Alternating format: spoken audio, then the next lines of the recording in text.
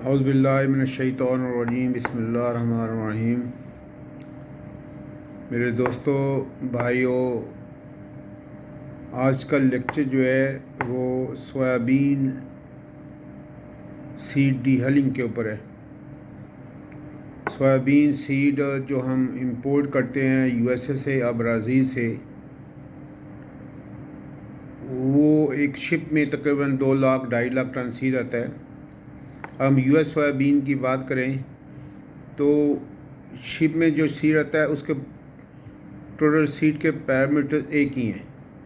उसका मॉइस्चर, उसके अंदर ऑयल, उसके अंदर फॉर्मेटर, उसके अंदर सीड प्रोटीन सेम है।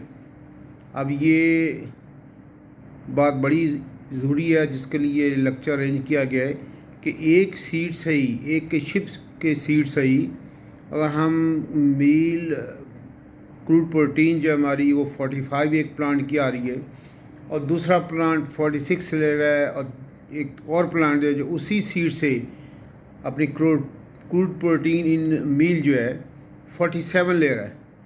तो ये फ़र्क क्यों है? तो मेरे दोस्तों, मकसद ये है कि ये जो लेक्चर्स हैं ये नॉलेज शेयरिंग है। मैं ये समझता हूँ कि जो हमारे पास जो नॉलेज है, जो हमारे पास एक्सपर्टीज़ हैं, हमें एक दूसरे के साथ शेयर करनी चाहिए ताकि पूरी इंडस्ट्री का फ़ायदा हो। तमाम हमारे जो पार्टिसिपेंट हैं, जो हमारे साथी, जो भाई इस इंडस्ट्री से अटैच हैं, ऑयल एक्सट्रैक्शन इंडस्ट्री से, सब एक दूसरे के साथ अपना नॉलेज शेयर करें और जिनके पास कोई बेहतरीन हल है वो सबको बताएं कि भाई मैंने ये काम किया तो ऐसे हुआ। जैसे अब बात हो रही है कि हम सोयाबीन सीड्स को जब प्रोसेस करते हैं उससे पहले ये ज़रूरी है कि हम सीड पैरामीटर्स देखें कि सीड का मॉइस्चर क्या है। अच्छी डीहलिंग के लिए हमारे पास मॉइस्चर 8 to 10% होना चाहिए। अगर इससे ज़्यादा है तो हम उससे पहले सीड कंडीशनिंग कर लें और उसका मॉइस्चर रिकॉर्ड मॉइस्चर पे लें। जो हमारे पास हल है सीड के अंदर वो 7 to 8% है। अगर हम इस हाल को 2% तक लेकर जाएं, 2.2 से 2.5% तक, तो हमारी सीपी जो है 47 तक आ सकती है।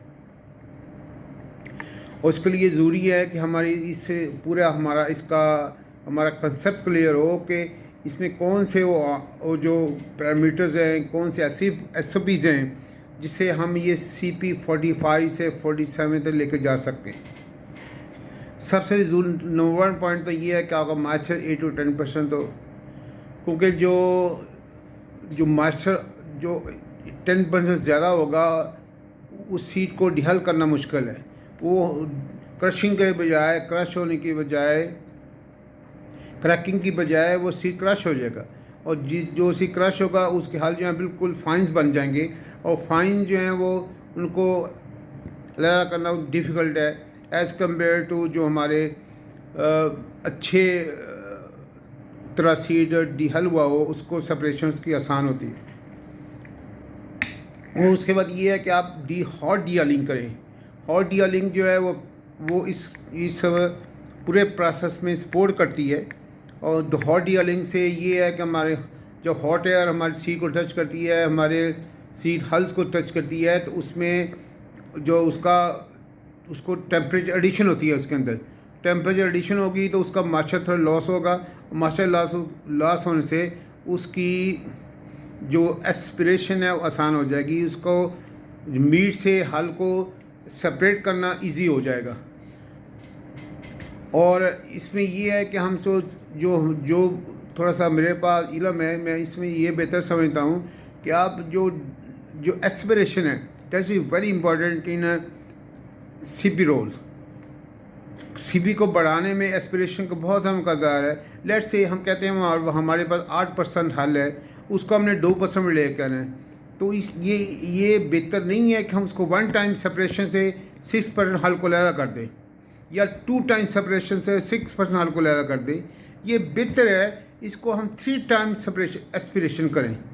1 टाइम में हम कहते हैं 8% से 6% आ गया, फिर सेकंड टाइम में 6 से 4 आ गया और थर्ड टाइम में 4 से 2 पे आ गया। ये है वो जो मेरे हिसाब से जो बेहतरीन तरीका है हल को सेपरेट करने का, तो हल्की सेपरेशन हम 3 टाइम्स करें।